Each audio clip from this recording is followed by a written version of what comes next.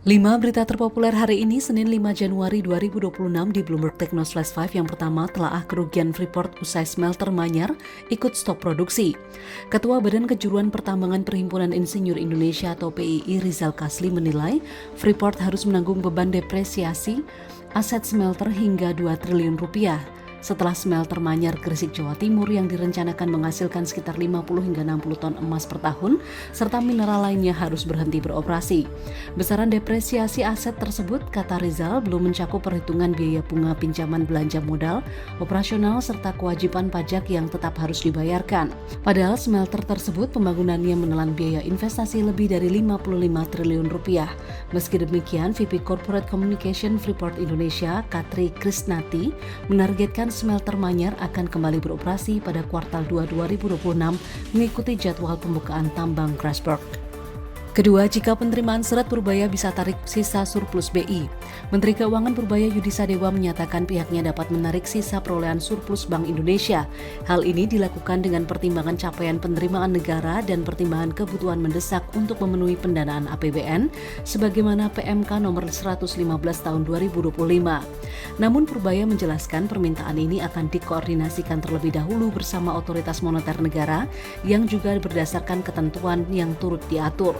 Jika cuma sebagian sisa surplus BI sementara lebih kecil daripada dengan sisa surplus BI setelah laporan keuangan tahunan, maka pemerintah mengembalikan kelebihan setoran sisa surplus itu kepada Bank Indonesia. Ketiga, operasi AS di Venezuela, dolar AS dan pasar keuangan Asia. Penangkapan Presiden Venezuela Nicolas Maduro dan istrinya Cilia Flores dalam operasi militer di Caracas, ibu kota Venezuela pada 3 Januari 2025 oleh pemerintah Amerika Serikat turut berdampak bagi keuangan Asia. Penangkapan dengan dalih kejahatan narkotika ini menyebabkan gejolak ketidakpastian dan resiko global risk of investor. Hal ini juga akan menguatkan nilai dolar Amerika Serikat akibat tekanan geopolitik dan pelemahan valuta Asia seperti rupiah Indonesia, peso Filipina, baht Thailand, dan rupiah India. Tekanan ini terjadi karena masih adanya ketergantungan negara tersebut pada pembiayaan eksternal, defisit transaksi, serta tingginya kepemilikan asing di pasar obligasi.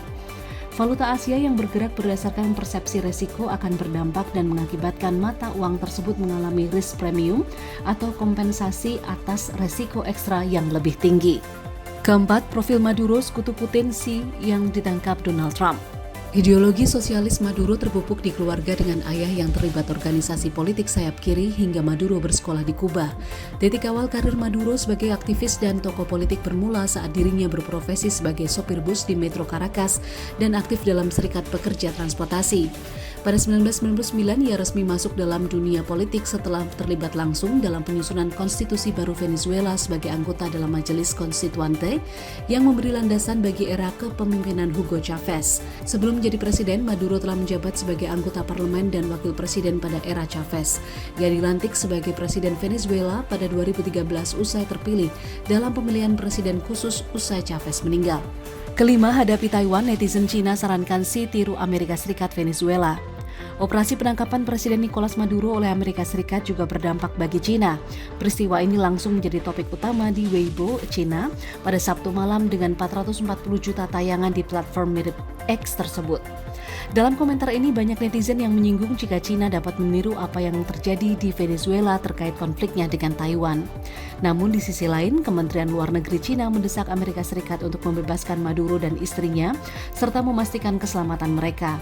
Serangan terhadap Venezuela melanggar hukum internasional dan norma-norma dasar yang mengatur hubungan internasional serta prinsip-prinsip piagam PBB, kata kementerian itu dalam sebuah pernyataan. Sementara Kementerian Luar Negeri Taiwan mengatakan memantau dengan cermat peristiwa di Venezuela dan mengaku akan bekerja sama dengan Amerika Serikat untuk bersama-sama berkontribusi pada keamanan, stabilitas, dan kemakmuran regional dan global. Itu dia 5 berita terpopuler pilihan Bloomberg Technos hari ini. Ikuti terus update selanjutnya di www.bloombergtechnos.com.